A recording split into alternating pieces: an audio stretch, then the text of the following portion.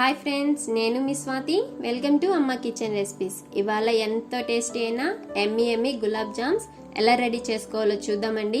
దీనికోసం నేను MTR gulab jam instant powder use చేస్తున్నాను. ఇది నేను 2 కప్స్ తీసుకుంటున్నానండి. అలాగే 1 కప్పు వాటర్ తీసుకుంటున్నాను. వాటర్ని కొద్దిగా పిండిలోకి మిక్స్ చేసుకుంటూ బాగా కలుపుకోండి. పిండి ఎంత సాఫ్ట్గా కలుపుకుంటామో మనకి గులాబ్ జామ్స్ అనేది అంతే సాఫ్ట్గా వస్తాయండి. చూసారా నేను ఎంత సాఫ్ట్గా కలుపుకుంటున్నానో. ఇప్పుడు నేను 1 టేబుల్ స్పూన్ నెయ్యి యాడ్ చేసుకుంటున్నానండి. చేసుకుంటూ కలుపుకోండి. ఇప్పుడు మూత పెట్టి ఒక హాఫ్ అన్ అవర్ పాటి పక్కన పెట్టేస్తాం. ఇప్పుడు మనం పాకం రెడీ చేసుకుందామండి. దీనికోసం ఒక స్టవ్ మీద గిన్నె పెట్టుకోండి. 2 కప్స్ గులాబ్ జామ్ మిక్స్కి 4 కప్స్ షుగర్ని యాడ్ చేసుకోవాలండి. ఇందులో 4 కప్స్ వాటర్ని కూడా యాడ్ చేసుకుందాం. షుగర్ ఎంత తీసుకుంటామో వాటర్ సేమ్ క్వాంటిటీతో తీసుకోవాలండి. ఇప్పుడు స్టవ్ వెలిగించి గిన్నె పెట్టేసుకుంటాం. ఇప్పుడు గరిటెతో షుగర్ అనేది కరిగే వరకు కలుపుతూ మరిగించుకోండి. ఇప్పుడు 4 ఇలాచి దంచి దీనిలో వేసుకొని బాగా కలుపుకోండి. ఇప్పుడు మనకి పాకం ముదురు పాకం అవసరం లేదండి. మనం ఇలా వేలుతో పట్టుకొని చూస్తే మనకి వేలికి అతుక్కొని స్టిక్కీగా ఉంటే సరిపోతుంది. ఇప్పుడు మనం స్టఫింగ్ రెడీ చేసుకుందామండి. నేను 1/2 కప్పు పన్నీర్ తీసుకున్నాను. 2 టేబుల్ స్పూన్ జీడిపప్పు పలుకులు తీసుకున్నాను. అలాగే 2 టేబుల్ స్పూన్ బాదం పలుకులను కూడా తీసుకున్నానండి. ఇప్పుడు 1 టేబుల్ స్పూన్ నెయ్యి యాడ్ చేసుకోండి. అలాగే కొంచెం ఇలాచీ పౌడర్ వేసుకొని వీటన్నిటిని బాగా మిక్స్ చేసుకోండి.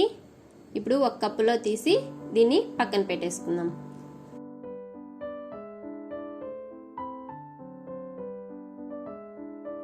ఇప్పుడు మనం గులాబ్ జామ్స్ని రెడీ చేసుకుందామండి. దీనికోసం ముందుగా మనం కలిపి పెట్టుకున్న పిండిని మళ్ళీ ఒకసారి బాగా కలుపుకోండి. ఇప్పుడు కొద్దిగా పిండి తీసుకొని మధ్యలో హోల్ పెట్టుకోండి.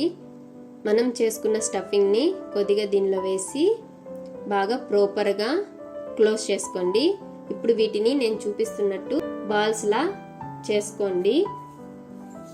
మనం ఎంత సాఫ్ట్గా బాల్స్ రెడీ చేసుకుంటామో అంత బాగా గులాబ్ జామ్స్ వస్తాయండి. వీటికి ఎక్కడ క్రాక్స్ ఉండకూడదు. క్రాక్స్ ఉంటే డీప్ ఫ్రైలో వేసినప్పుడు అవి బాగా విరిగిపోతాయండి. ఇలాగా రౌండ్గా అన్నిటినీ చూపిస్తున్నట్టు సాఫ్ట్గా చేసి పెట్టుకోండి.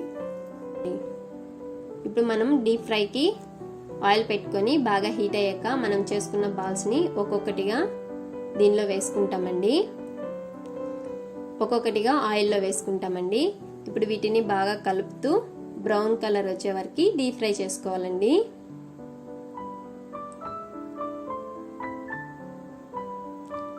నేను ఒక్కొక్కటిగా వేసుకుంటున్నానండి. చూసారా ఇవి కలర్ తిరుగుతూ ఉన్నాయి. ఇప్పుడు వీటిని తీసుకొని ముందుగా మనం తయారు చేసుకున్న పాకంలోకి వీటిని ట్రాన్స్ఫర్ చేసుకుందాం.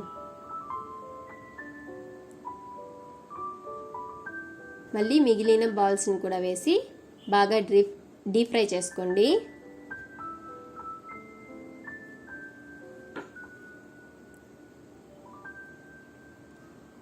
ఇప్పుడు వీటిని తీసుకొని ముందుగా మనం ప్రిపేర్ చేసుకున్న పాకంలోకి ట్రాన్స్ఫర్ చేస్తాం.